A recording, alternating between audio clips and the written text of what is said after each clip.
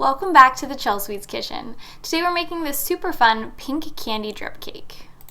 I wanted the cake layers to match the design of the cake, so I colored my vanilla layer cake recipe pink with a bit of gel food coloring.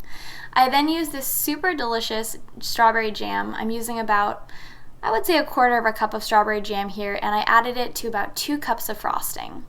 So I folded this together with a spatula, and then I added this between each of my cake layers.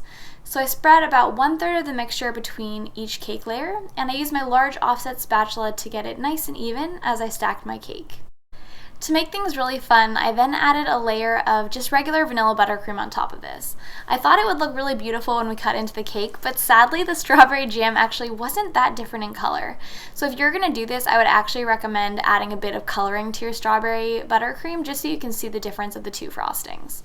Another note is that I chilled the cake between adding each layer of frosting, and that just helps them stay separate, which ironically wasn't necessary because you can't even tell that there were 2 different types of frosting inside the cake. Anyways, those are my tips if you want to recreate this cake. So once my layers were stacked, I added a thin crumb coat, and I then chilled the cake in the freezer for about 5 minutes until the frosting was firm to the touch. Next, I added on my second, thicker layer of frosting, just using some regular vanilla buttercream.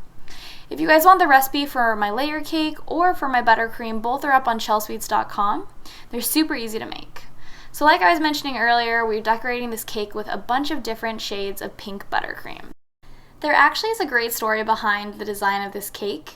So Instagram reached out to me and they wanted me to create a pink drip cake for a shoot that they were going to use as a testimonial to help explain to people how IGTV is now going to be kind of flowing into their feed, or at least that's my understanding of it. So I made these 2 cakes and I had tons of leftover buttercream and pink candy, and I just felt like it was wrong to not do something with them. So I decided to recreate the cake, not to look quite the same, but to have a similar look for you guys and to put all that candy to use. So I spread out those different shades of buttercream on the sides of my cake to create kind of a watercolor look. It really is a pretty swirled pastel-y vibe, and I love the way it looks. Then to dress the cake up a bit more, I'm adding on a pink drip.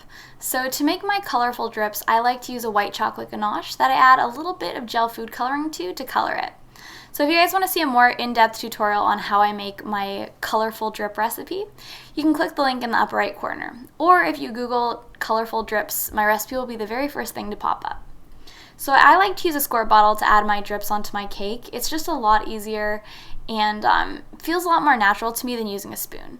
But if you don't have a squirt bottle, you can totally use a spoon as well. So I'm working my way slowly around the cake.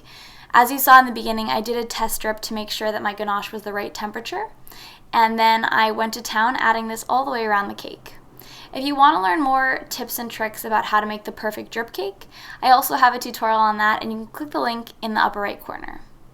So next I added some swirls on top of the cake with some leftover ganache, and then I added a ring of buttercream.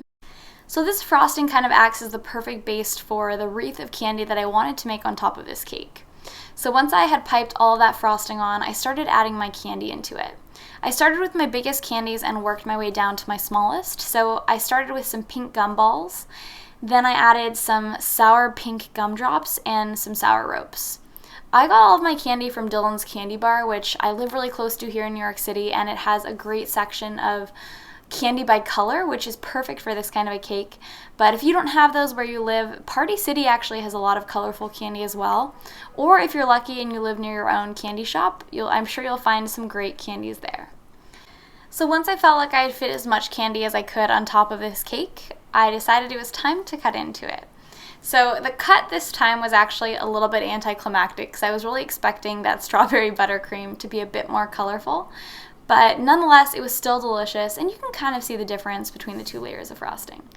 But no matter what, at the end of the day, taste is most important, and I'm happy to report that this cake tasted delicious. Thanks so much for watching, you guys. I hope you enjoyed this. Please let me know what tutorials you'd like to see next, and hopefully I'll see you guys again soon.